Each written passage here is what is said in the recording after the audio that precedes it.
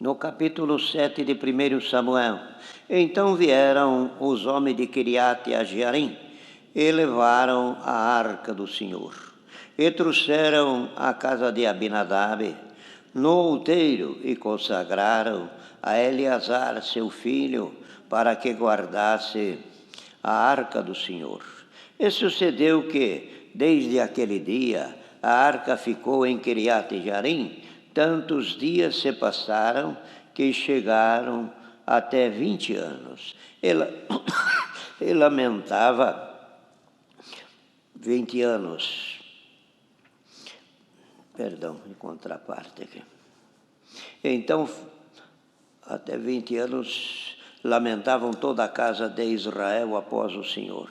Então falou Samuel à casa de Israel, dizendo: se com todo o vosso coração vos converterdes ao Senhor, tirai dentre vós os deuses estranhos, os Astarote, e preparai o vosso coração ao Senhor, e servir a Ele só, vos livrará da mão dos filisteus.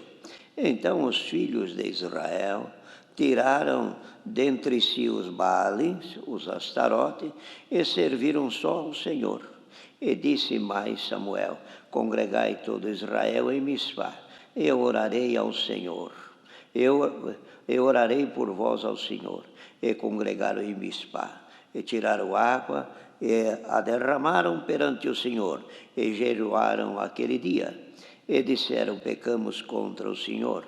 E julgava Samuel os filhos de Israel em Mispá. Esses versos só. Amém. Irmãos, aqui é uma passagem dos dias de Eli. Era sacerdote, e naqueles dias estava nascendo, ou já era, ou melhor, Samuel já era nascido, e já tinha sido levado por sua mãe Ana no templo para servir ao Senhor. E Deus é que fez, os irmãos sabem muito bem, fez Ana gerar aquela criança, veio pela palavra que Deus se usou na boca dele: Senhor, te conceda a petição que tu pediste, e com isso nasceu o menino, e foi entregue no templo, junto ao sacerdote Eli, que naquele dia era o que atendia ali a obra de Deus, e o povo de Deus que ali vinha, a palavra vinha na boca de Eli, e os conselhos. Mas as coisas foram desarrumando. Os filhos de Eli não tiveram a mesma fidelidade que seu pai tinha, e o pai os aconselhava. Mas os filhos não ouviam, e por isso então houve uma ausência. A palavra de Deus fala aqui, e nos dias de Eli não tinha visões e revelações, e porque a palavra de Deus era de muita valia.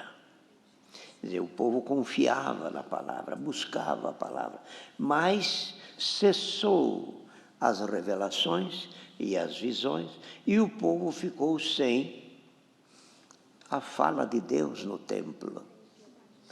E a pobreza era essa, por isso o povo dava tanto valor à palavra, mas aonde ela estava? Aonde podia ouvir ela?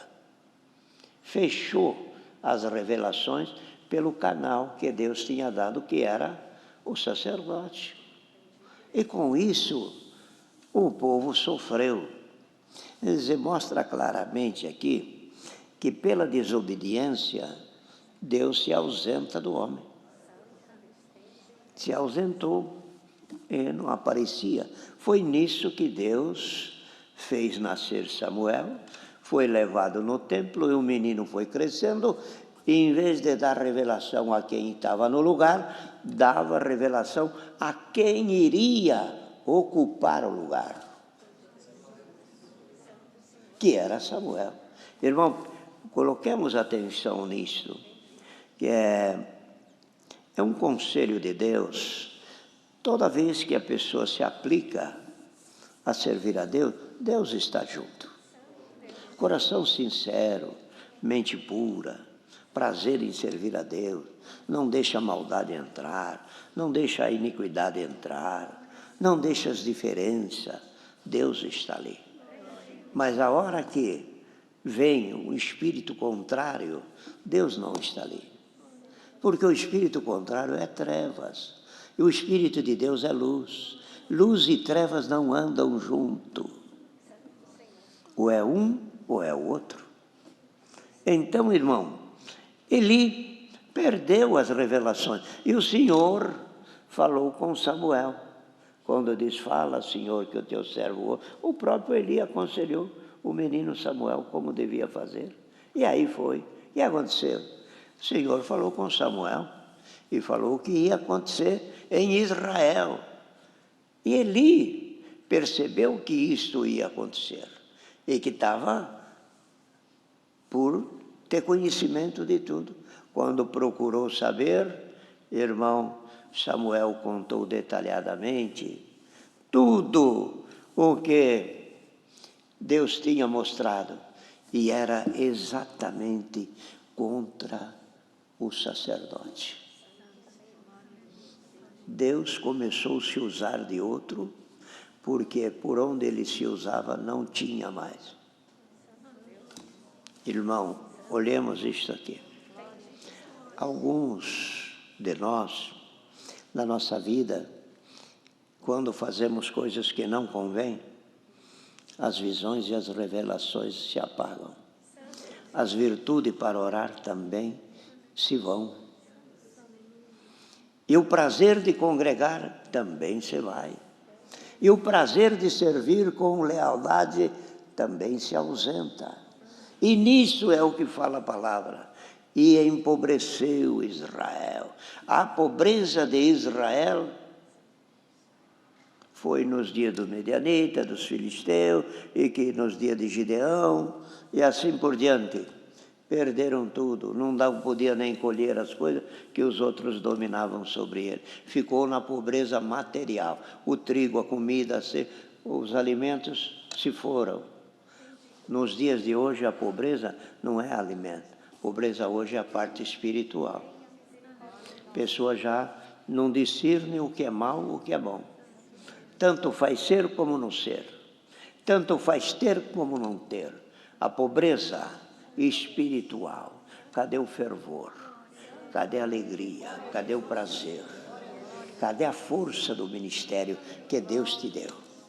Cadê a alegria de poder enfrentar toda e qualquer situação sem nenhum temor? E empobreceu porque perdeu as virtudes de Deus. Então, acontece que naquele tempo a situação foi tão danosa que até a arca do Senhor, que nos dias de Israel carregavam, foi tomada e os filisteus levaram embora. Tomaram a arca. Aquela arca tem um simbolismo de proteção de Deus presente. Tinha um simbolismo de a arca está aqui conosco. Era um valor que davam.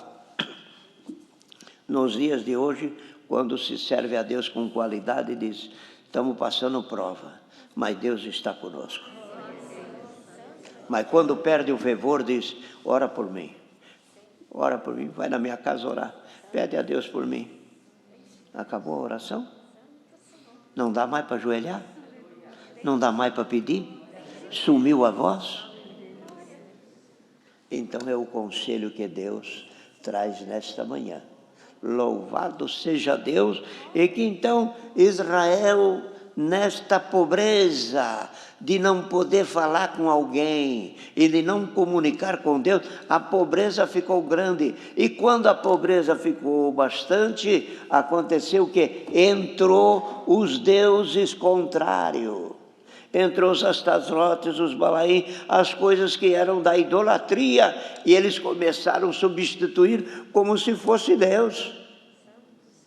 Mas o menino Samuel, Por certo, aqui ele já havia crescido e já havia ganhado uma idadezinha a ponto de ser conhecido em Israel.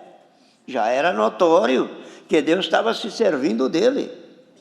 E ele convocou o povo e exortou o povo ao arrependimento e disse: se vocês querem que Deus volte para vocês, vocês têm que arrepender. Vocês tomaram o caminho errado. Quando a gente toma uma estrada errada, a gente anda alguns quilômetros e depois diz: mas não é isso aqui, está errado. As placas não estão batendo com o que nós queremos. Então faz um retorno e volta lá no trevo de novo e dá uma olhada. Se alguém pegou algum caminho errado ou tomou algum caminho que não é, aquele que tem as placas e que tem a sinalização para onde você quer ir ou que nós queremos ir, dê um retorno. Busca as placas de identificação, busca saber a quilometragem, busca saber se está longe, se está perto. Até que depois que quando pega o caminho correto diz: agora sim, agora não está. Por que isso? Agora essa cidade é antes daquela. Depois essa é aquela outra, depois essa é aquela outra. Então está certo. O Senhor falou que nós tínhamos que sofrer, estamos sofrendo. O Senhor falou que nós ia passar enfermidade, estamos passando. O Senhor falou que nós ia passar por situações muito difíceis, estamos passando. As placas estão batendo.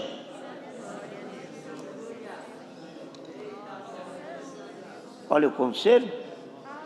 Quando eles estavam totalmente errados. Mas por quê? E vocês não voltam para trás, disse Samuel. Voltem para trás. Ter Deus novamente é coisa fácil. É só pedir para Ele ajudar. Mas não martela no caminho errado. Não vá pelo caminho que Deus não se agrada. Não vamos por aquilo que não tem as marcas do caminho que nós temos que chegar. Às vezes nós estamos em um estado longe daqui. Às vezes 1000 quilômetros. E a gente vê uma placa. Vê lá, São Paulo. Você pegando ali, mas ainda está faltando 1000 quilômetros, mas está identificando. Essa estrada aqui te leva para voltar em São Paulo. Depois vai aparecer para frente alguma cidade pequena dali da região, mas no outro lugar de São Paulo. Sempre tem um final.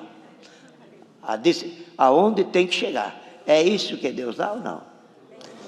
Aonde você quer ir?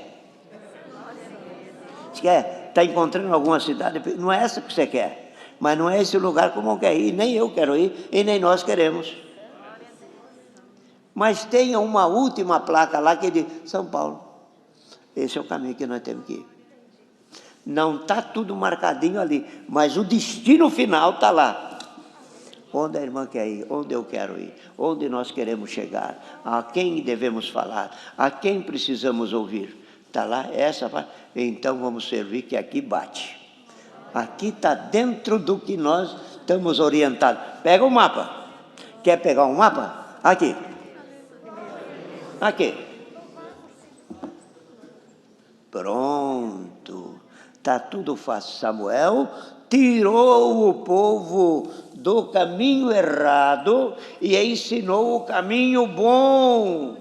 Vocês querem que Deus ouça, quer que Deus ouve-nos, é isso aqui, preparai, disse, não chegue de qualquer maneira, preparem o vosso coração, se humilhem diante de Deus, vamos todos pedir perdão, vamos todos buscar a Deus, e Deus aparecerá.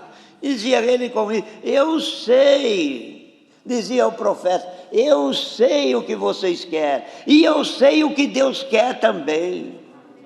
Isso é que é importante. Um homem iluminado salvou Israel.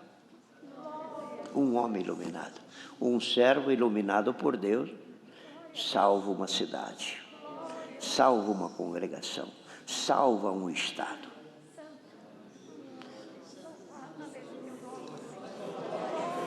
A consagração de algum e a busca permanente de outros é o que Deus faz para ter a lâmpada acesa no meio do povo. Eu, o irmão, ou eu, qualquer um de nós, percebermos que alguém está se desvirtuando, se apega, porque a luz que está em ti vai servir para salvar primeiro toda a tua família, depois toda a congregação e depois toda a irmandade, toda a tua firma será abençoada por Deus, porque a luz, se nós hoje de coração buscarmos a Deus, a luz clareará na nossa vida. Aqui, irmão, nós não precisamos de falar que é Deus que está falando. Aqui é a palavra de Deus. Entendeu? Aqui é a palavra de Deus.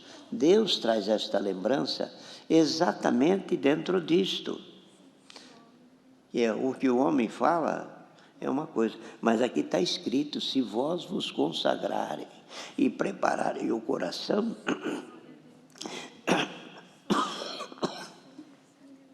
com licença,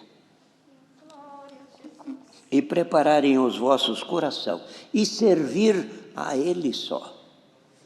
Porque tem a quem estava com uma amizade com os ídolos, com pessoas que não eram boas, com obras que não eram verdade, com procedimentos que não são adequados a um cristão, a um que invoca o nome de Deus. Então, estava servindo não só a Deus, um pouco a carne, um pouco a amizade, um pouco ao dinheiro, um pouco aos prazeres. E depois, cadê a consagração da oração e de buscar? Mas Deus, por esta palavra que estamos lendo para todos os irmãos, traz isso aqui: servir a Ele só. Servir a Ele só.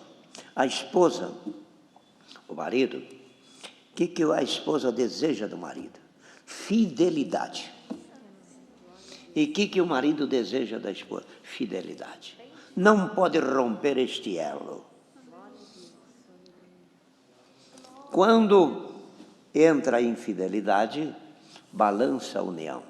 É o que aconteceu aqui. Eles foram infiéis. E Deus os chamou e disse: serve só a mim. Você está olhando para outros deuses. A mulher, às vezes, fala: você está olhando para quem não deve. O marido fala: olha, cuidado com isso. Está chamando a fidelidade. E o Senhor disse assim: servir a Ele só. Serve a Ele só, pronto.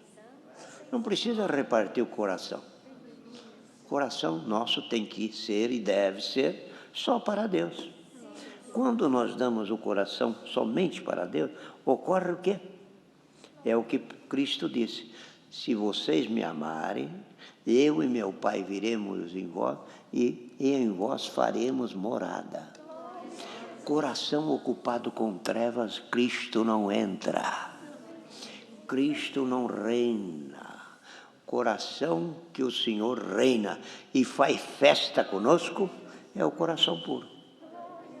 É o conselho. Então, de tirarem dentre vós os balainhos e servirem só ao Senhor. E congregai o povo em Mispá. Congregou, chamou o povo. O profeta já estava exercendo o seu lugar. Chamou o povo e exortou ao arrependimento. Era uma outra passagem, diz ainda que quando ele reuniu o povo e disse: ficai aqui. E Israel dizia: ora, Samuel, por nós, que nós estamos em dificuldade, pedi ao Senhor por nós. E Samuel exortou também o arrependimento novamente e buscou ao Senhor com eles. E quando Samuel orava, os filisteus começaram a entrar nas cidades maiores e foram tomando a cidade e foram derriçando as famílias de Israel. Mas quando Samuel orava, o Senhor mandou trovões, relâmpago, movimentou o céu e os filisteus sumiram. A oração do justo movimenta o céu. Servo de Deus, você que é pai, você que é avô, a tua oração movimentará o céu em favor da tua família. Irmã que é vovó, a senhora que já é uma velhinha, querida irmã, ora pelo teu neto que Deus arranca ele das garras da idolatria e das coisas mortas desta vida. É o conselho da palavra de Deus. Então, Samuel orava e os filisteus foram derrotados. O quê? Um homem. Aqui é a oração de um servo, um profeta. Quando Elias orou também era a oração de um homem, profeta. E Deus ouviu. Quando Pedro orou, também ouviu a oração do apóstolo. Quando eles apanharam e foram surrados no templo, e ainda que eles disseram, é melhor servir a Deus do que os homens. E depois ainda disse, um falou para o outro, Pedro e João, como é maravilhoso o que Deus está fazendo conosco, nós sofrermos pelo nome do Senhor. E quando juntaram-se aos demais irmãos que serviram a Deus, os dois apóstolos reunidos com um grupo de irmãos, ali Pedro orou e disse, Senhor, mataram o teu filho, crucificaram a este, e agora querem nos impedir de nós falarmos no teu nome. Expulsaram e não deixa nós falar no teu nome. E quando Pedro orava, vocês já viram o que está escrito lá? Balançou a terra. A oração. A força está na oração. E a força para chegar a Deus, a obediência. Aonde tem obediência e tem fé, Deus movimenta as coisas, trazendo bem e livrando-nos do mal. É o conselho da palavra de Deus. Deus seja louvado. Amém.